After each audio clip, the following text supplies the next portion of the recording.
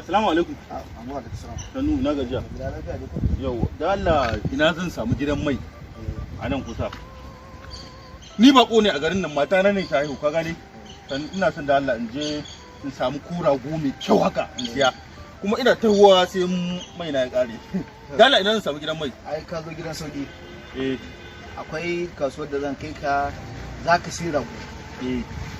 Kowane irin kalar dabba kake so zaka sai a gurin. Alhamdulillah.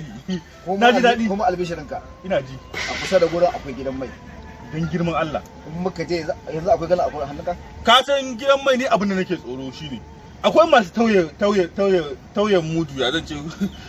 Da tije kamar ka ai ba za kai ka inda za a cuce ka ba. Sai su matse tankin. To bari in gaya maka, ina wa'annan mutanen dai da ka sani masu taimakon na akuntuwa. Suwaye kenan. Wato nak. Eh. Ka gane su. Mutanen inda ka kai ka jaruma siya ma. Na gane. Ka gane gurin. Wato wannan mutane sun bude gidan mai a daidai inda wannan kasuwar su take, kuma su suka bude wannan kasuwa.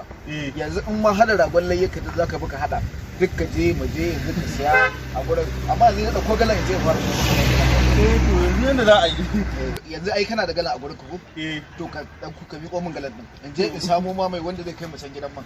To za a ga kyan lita. Ba matsala. Da farashi bai sauki. Kace za a samu. Kuma ka sai dabba kai da kake so kai gida. Ba irin dabbar da ba za ka samu ba. To ba matsala.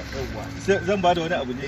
Ai za ka dan ba da ɗan na mashin wanda za a abin nan. Ka je ka siyo da kuɗin ka, in ka siyo in na dawo. Su matasa gari. Ka siyo garan da in ka siyo sai in baka kuɗin. Ka ji ko? To shikenan ba matsala. Ai su suna da yadda ba ko kyauta za su iya bani ma in na dawo. To yau in ma an zuba motar da tashi in mun je sai mu full tank. A to ba matsala. Ka ji ko? A ba matsala wannan an gama fa. An gama. Masha Allah. Nagode.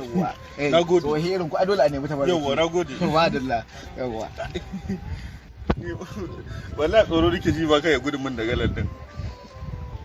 Da na tafka asara in gudu da galan.